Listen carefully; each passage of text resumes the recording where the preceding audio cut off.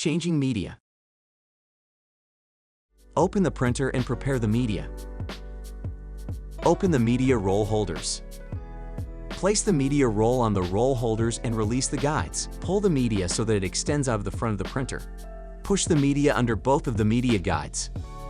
Flip the media up and align the movable media sensor for your media type. For continuous roll or label media, align the sensor to the default center position.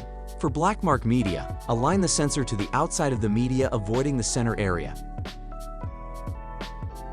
Make sure the black mark passes completely over the sensor. Close the printer.